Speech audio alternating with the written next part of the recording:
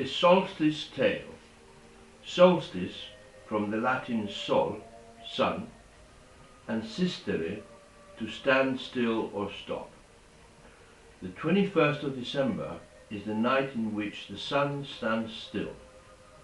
The longest night of the year, yet of course the promise of the spring, as from then onwards the days get longer and longer again. My tale happened a long time ago. The wintersmith stood in front of Season's door and knocked 3 times. Season answered and said, "Who goes there?" The wintersmith answered, "It is a winter and it is my time." A great rustling of leaves was heard on the other side of the door, and a crackling voice called out, "Good evening, wintersmith. I bid you farewell until my next season." Then a gust of wind came up and Season's doors flew open, blowing an icy breath into the land. The wintersmith took up his staff, stepped over the threshold, and brought cold and deep silence to the world. Yet tonight he noticed, even in the darkest shadows, the outline of a pretty maiden. Her hair was moonbeams and sunlight, her eyes blue skies, and her body the sweet touch of fresh petals honeyed with fragrant scent. She swayed dreamily towards him. Suddenly he knew who she was, although he had never seen her before.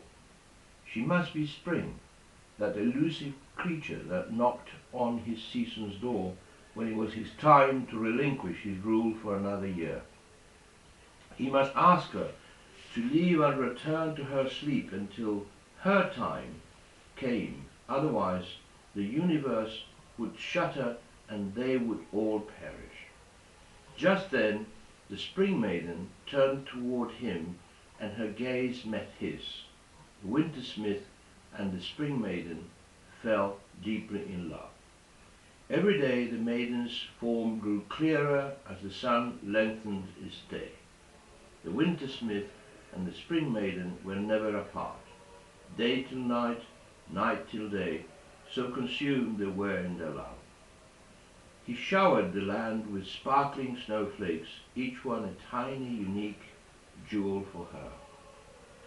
She scattered white flowers for him that peeped out of the snow. He froze the rivers and turned them into shimmering pathways for her dainty feet. She parted the clouds, and the sun polished the ice into shining mirrors to reflect his face and her kisses. He blew the wind to sweep her hair into golden cascades. She fashioned a crown of holly and berries for his head.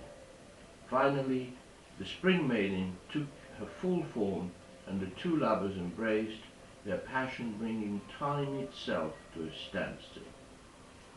Alarmed, Season came out from her domain and gasped at the sea. "Stop," she said, "stop. You must part. The seasons must be separated, or our universe will shatter and we will all perish."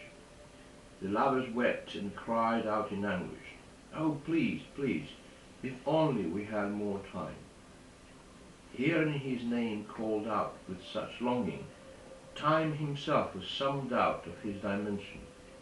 He rumbled awake, and his deep, endless voice boomed out, "Who calls for me passionately?" The Spring Maiden and the wintersmith explained their predicament, and Time took pity on the lovers. He came up to the wintersmith and the Spring Maiden and held their hands, saying, "My children, your love is impossible in the greater scheme of things. As if you do not part, our universe will shatter, and we will all perish. But if you do not abuse my trust, I will see what I can do." To the wintersmith he held out a rose in full bloom, which froze instantly and perfectly as soon as it touched the icy hand. To the Spring Maiden he handed a black frozen rock that became transparent and shone like a diamond in her beautiful warm fingers. Time said, you may use this rose and this stone to call each other from time to time and thus have extra moments together during the year. This time will be taken, of course, from someone, so you must never abuse its length, for if you do, the universe will shatter and we will all perish. Shining with joy, the two lovers knelt down and thanked time from the depths of their heart.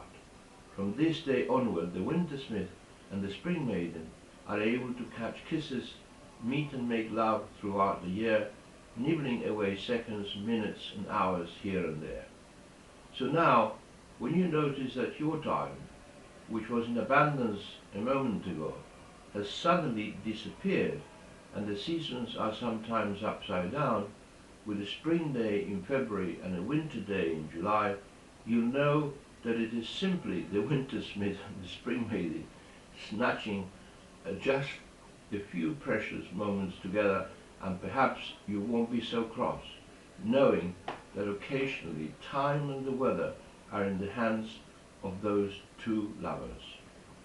Gentlemen, a toast to the winter smith. Ladies, a toast to the spring maiden. All, a toast to the seasons of love and time. Very beautiful. Very beautiful. Thank you. I hadn't